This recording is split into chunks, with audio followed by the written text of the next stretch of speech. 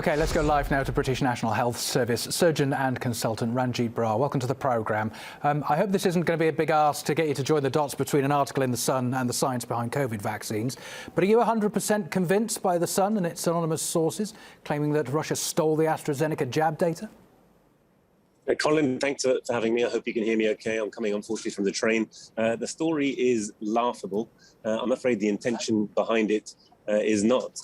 Just as you say, it's an entirely different platform. So it's an entirely different technical mechanism used by the Gamaleya Institute to introduce the spike protein into the host immune system to that of the Oxford AstraZeneca jab. So on that basis alone, it simply holds no water.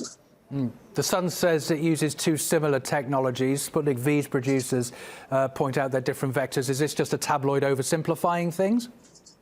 It certainly is. It's an entirely different platform. And by that, I mean, you'll be aware, if anyone has read any of the papers, the Oxford AstraZeneca vaccine, it calls itself chimpanzee adenovirus Oxford.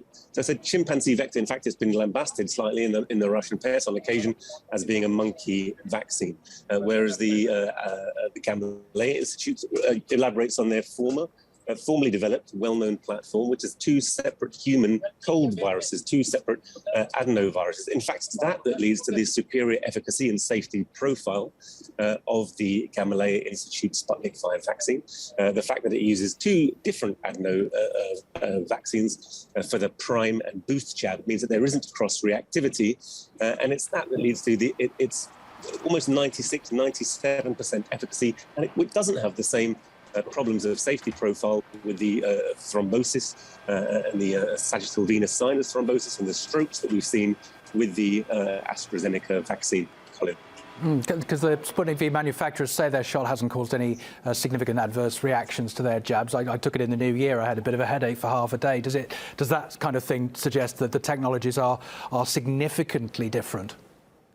The technologies are totally different, so the platform's totally different. That's the first thing. The second thing to say is that if you were going to copy someone's work, how would you then produce yours before they have produced the original? That in itself makes no logical sense. The third thing is that the whole way the story is primed and fanned, it builds on a kind of array of half-truths, anonymous sources, vague kind of stabs in the dark. There's no actual information at the bottom of this story. It smacks of grey propaganda. We used to have something called the Information Research Department, latterly redesigned as the Integrity Initiative, designed to plant precisely this kind of story, which raises doubts, suspicions and fears regarding powers that our government wishes to target, particularly about Russia and China at the moment. And this is absolutely classical of that. Basically, psychological operation. It bears no scientific scrutiny, but clearly, as I say, the intention behind it is to cause distrust and animosity towards the Russian people.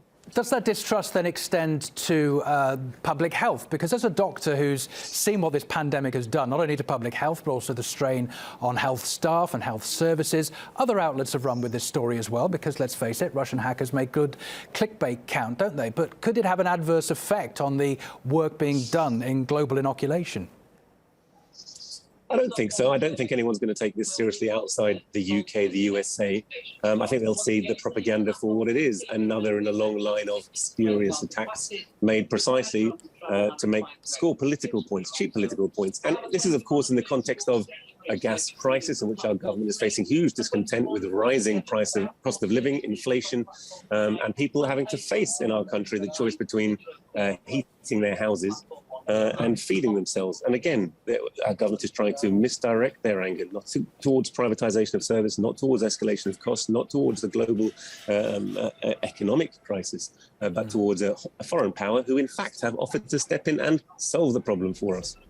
Indeed. OK, well, we'll let you get on with your train journey. Glad we got you before you managed to reach a tunnel. Dr. Brar, NHS surgeon, thanks for your time.